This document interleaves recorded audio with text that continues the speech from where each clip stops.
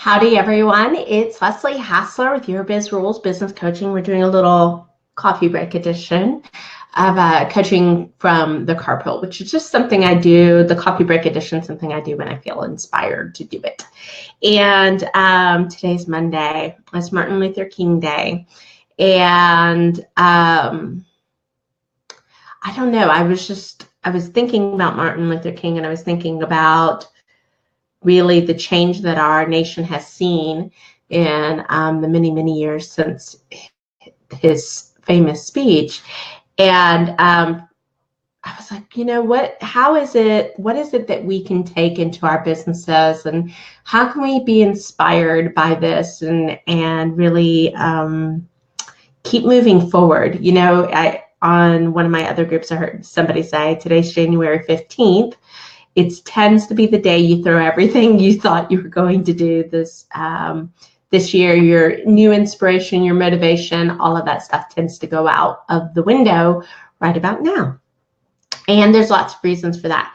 But this month is all about awakening people, awakening them as business owners, awakening them to, in some ways, it's just to your inner power as a business owner, and maybe reigniting some of your belief in your possibilities.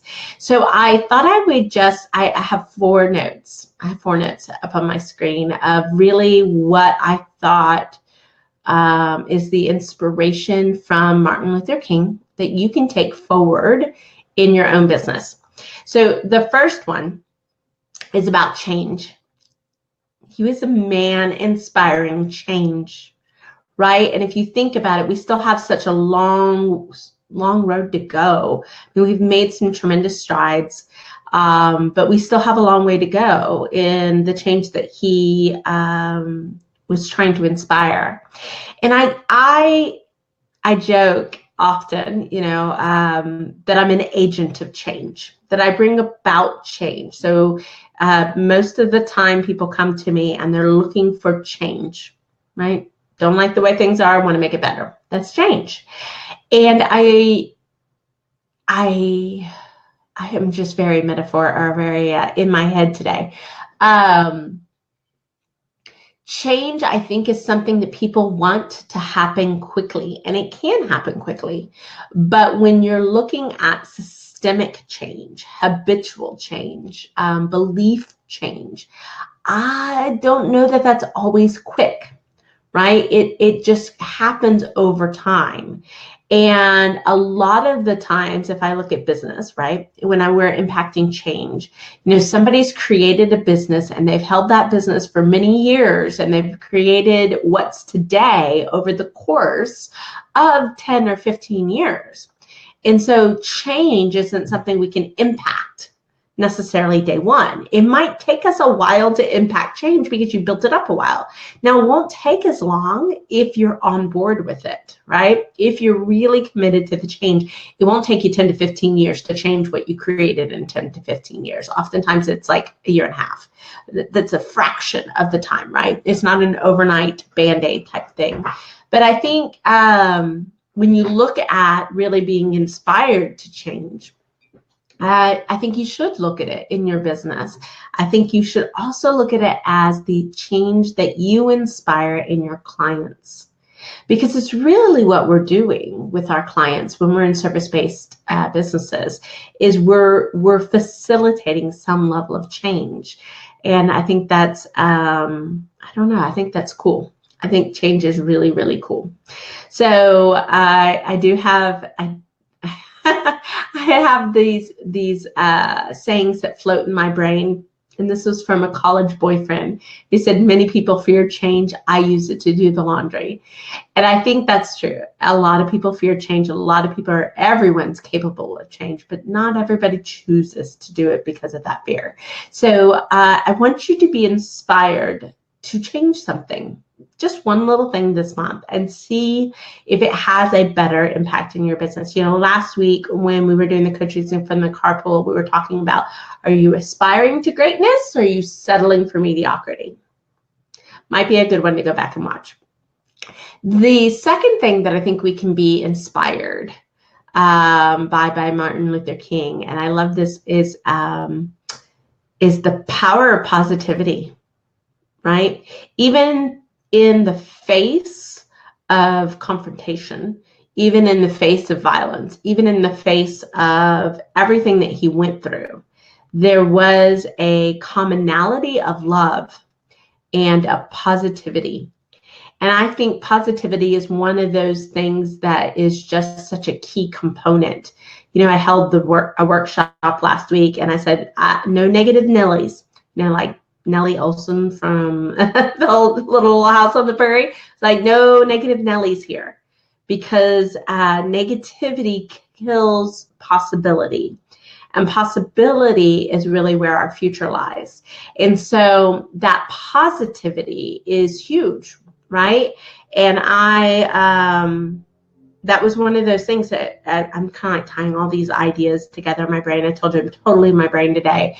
You know, I was looking at in my own life what change I want. And one of the things I want to change is when somebody asks me in my personal life, how am I doing? I don't want to say I'm tired. And so that required me looking at really what's making me tired. And is that a positive thing or a negative thing? And I've got to tell you, it's usually the negative drains, because I have great capacity, right? That's capacity is not the issue. It's how I'm being drained of the energy that leaves me a little tired. So positivity, it can just go for so many different ways, but positive outlook, positive belief, how you treat others with positivity, and then how you really and truly foster positivity in your life is pretty huge. So the third one, the persuasive power of imagery. Oh my gosh, I love words. My first degree is in journalism. I love words. That man could turn a phrase like nobody's business. And maybe words isn't your strong suit, and that's okay, right? I think really where the inspiration that you can pull from is to be sharing stories more, to be giving imageries. Yeah, we're in the process of rewriting the website. It's going to be a completely different beast come March. And looking at the words, and I was like, but that's, you know, there was a comment that I made about some of the content, and I said, but that's not how they see it. Like, they would never use those words. What the example was, operational efficiencies. Like, my clients would never say, I need to increase my operational efficiencies, right? That term would show up in their business in a different way. It would show up as they would feel like I'm always on the hamster wheel, going round and round and round. I never feel like I get anywhere. That's an imagery. And you might notice I use a lot of it. And part of that is because imagery really is a connector. It starts to build a picture. And when I did design, I used to have this phrase that said, you know, pictures say 1,000 words, but words have thousands of meanings. So I'd rather communicate in imagery, because it pulls you in, it gives it an emotion, it's a point of connection, which interestingly enough is one of our topics for Coaching the Carpool this week. And so if you go back and just like read the speech or listen to it again today, just hear the power that comes when he's talking about the quicksand of injustice and the solid rock, you know, of community, of connection.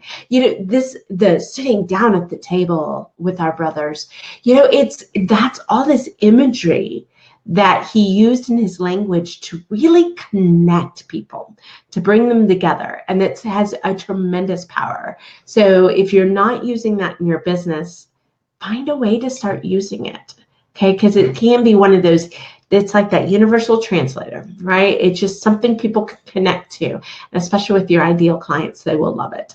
And I think the last thing I'm going to leave you with as part of today's coffee edition, I'm actually having tea, edition of Coaching from the Carpool, is that you have a voice. I think for so many business owners, we're hiding, right? You're hiding behind a computer, you're hiding behind your desk, you're hiding behind the phone, and you're not really using your voice. That's one of your most powerful gifts. And when you use your voice, you're willing to show up. You're willing to tell your story.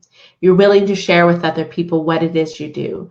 You're willing to say that's not acceptable with a client or a partner or an employee. You're also willing to praise, right? And share, man, at a girl, at a boy, way to go, good job. That was awesome. That meant so much to me. That's all about using your voice. And I find so much that people are looking for the connections in our digital age, right? And using your voice is one of those points of connections, but you've got to stand up and open your mouth, right? Nobody can do it for you. That's one of those things. So that's today's little coffee edition of inspiration for you as we honor Martin Luther King today. And some ways maybe you can put it into your business. So be sure to check out tomorrow's Coaching from the Carpool Facebook Live on the Your Biz Rules business page on Facebook. It'll be between 2:30 and 3 o'clock. Usually closer to 2:40 as I hit the carpool, and we'll share. And tomorrow we are talking about isolation versus connection. And that's really interesting. Has a lot to do with that finding a voice, doesn't it? So that's it today, guys. I hope you have a beautiful week. I hope it's setting up to be extremely profitable, and joyous and fun too. Yes, business can be fun. But that's it for today, guys. I'm Leslie Hassler with Your Biz Rules Business Coaching, and enjoying a little bit of a coffee break. Talk to you soon.